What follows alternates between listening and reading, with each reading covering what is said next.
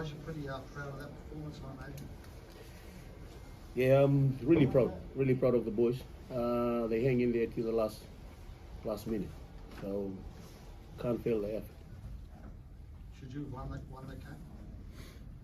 Yeah, it's written all over, but you play against experienced side, you're gonna do all the basic right. So, like I said, I'm proud of what they achieved today. Where we started, where we end up on high. So when you look at our squad, we've got a lot of young kids. I'm proud of what Sims done. He was on his way back home, retiring. So we called him, he come back. It's good to have him on the field today. Well, what are some of the flashpoints in that game? Like obviously, the video ref decision on the captain's challenge, that was a big one, wasn't it? Opportunity to kick a field goal at one point. What goes through your head after the match? Oh, we can't change the decision. The biggest one is when Wakeham dropped the football. They come up too early. So, but like I said, we can't change. I'm proud of what the boys achieved today. So. It's been a big turnaround since that game against England, the warm-up game. Yeah, so everyone look at the points we play against England. Our team, we come all the way from back home straight here. A few days turn around and things happen with the head coach, and I come along, and Sims come along. So we have to turn everything around quickly. Game against Australia, then we move on from there. Full credit to the boys and the coaching staff. The boys listen. We have to change the whole concept, the way we play, the way we do things. So we're going to work with what we do have. We don't have much, but we're just going to keep moving forward from here. Can they beat Australia, was? Give us another World Cup or two. New Zealand. New Zealand. Yeah. That's a great ask. Australia is on a roll at the moment, so they've been playing some good football. Is that a no? I don't think so. Korbin, was that definitely your last game? Yeah, my body's had it.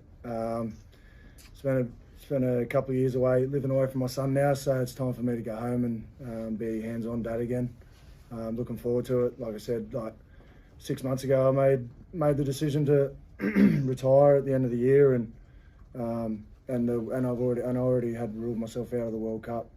Had a couple of questions from the captain and teammates through the year, and I always said no. But then, like Wise said, just as the boys were getting ready for that England game, Kevin Ngaba called me and he asked me again if I'd want to play, and I made the decision there and then that I was gonna, that was the way I was gonna finish off my career, and I couldn't be happier doing it this way now after after having the suspension last year and missing out on the final game of the regular season in the Super League. But I went out, went out on my terms, went out the way I started my career in a World Cup. So I'm pretty happy with my decision to return home and be a dad. Did you think you'd be staying another week for a while out there? Yeah. Oh yeah. I had already made plans. I was getting ready to push my flight back another day. I booked my flight for the 18th of November. I thought the final was on the 17th, so I was getting ready to push it back another day. But we had lots of belief out there, especially in the first half. We played really well. Couple of silly errors, but they're a world-class side, and they're world champions, and the calibre of play that they have, you just can't give them easy meters. You can't give them good field position because they'll capitalise on it. Korbin, I know this city's only played a small part in your career, and I know it was at the other side of the city, but how poignant does it feel that you are signing off here? Yeah, good. I've really enjoyed the last 2 years in Hull. I love living there. I lived in town, so I got to see a fair bit of Hull, and I'm really happy that. Oh well, I'm not happy that we're finished, but I'm happy that I got to play another last game in sunny old Hull. So it's good. It's good to see some fans, and even fans out there, they're still calling for me. I still see some fans out there in the red and white, which is good. Corbin, you initially said no to play for Fiji, and a lot of other players have said no as well. Does what happened tonight make you think, imagine if we were at full strength, how good you could be? The reason that I said no is because my body was not going to let me, and my mind wasn't going to let me at that time when I made that decision, my body and mind wasn't going to let me make it through past the end of the year. So that's the reason I said no. The only reason I said yes is because I know the feeling and the passion that's in this group. No matter who's in the team, we always know that we can do something special, and we almost done something special again tonight.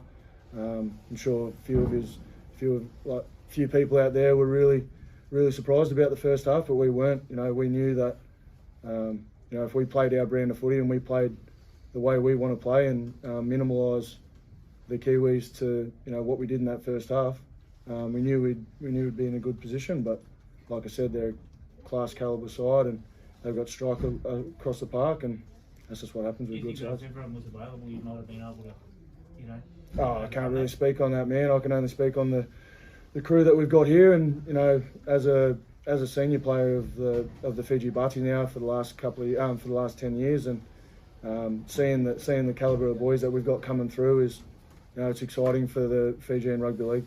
What do you think, what? You- If you were at full strength. Full strength? Fiji was at full strength, yeah.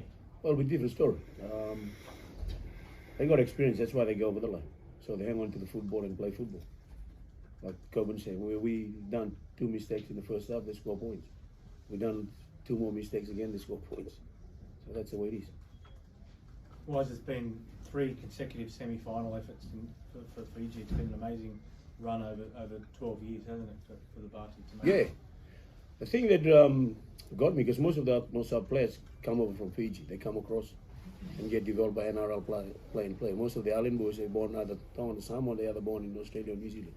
So for us, like 90% of the kids playing today, they're all from back home. To come in the system and progress within 2-3 years, get to the top. So I think the future, like it comes on the future, Fiji Rugby League is much better than any other nation, I guess. Corbin, what did you speak about during the week around where you thought you could hurt the Kiwis? I reckon we showed what we spoke about. If we took it to the Kiwis to start the game, and I think this weather sort of played a bit into our hand as well. The way we wanted to, roll the Kiwis down the pitch, force errors, which we done. But then on the flip side of that, they forced errors for us, but they capitalised on them, and we put up a good fight. That's just the way it is. It's the way it is. They're a great side, and some calls didn't go our way, which is just the game of footy now. How important was the start?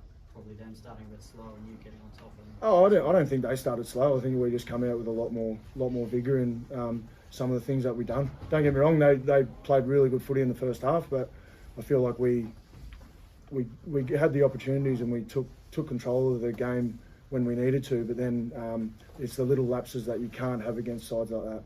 So that's the thing that Fijian Rugby League's working on. The last, like you said, the last 3 or 4 World Cups now, progressing. So even though we didn't make it to the semi-finals this year, there's a lot of progress and a lot of good things to take into not only the next World Cup but the future games for the Fiji Bati. Well, you think you were hard done by with the captain's challenge?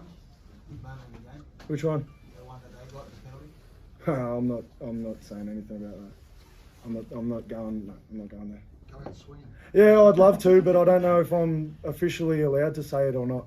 And because I've got a lot of opinions, but no, I'm not going to say them.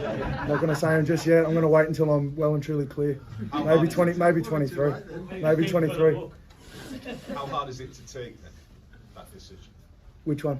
The one that seemingly you maybe feel cost you. So not necessarily commenting about that if you feel that's getting you in trouble, but personally, how hard is that to take?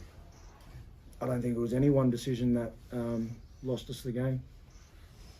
We made errors in the first half. Could have capitalised on those. And put us in a better position leading into the second half. But that's the thing. Can't just dwell on the one error, the one call, the one forward pass, the one missed tackle.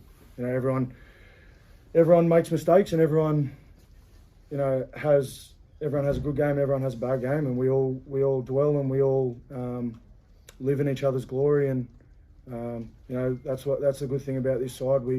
you know, we don't dwell on the bad things. We lift each other up, and we back each other. Not only for this game just gone, but like I said, for future games for the Fiji Butty. I'm going to be excited to be a spectator. Hopefully, coach. Nah, you can't do that. Can't do that. I'm hopeless.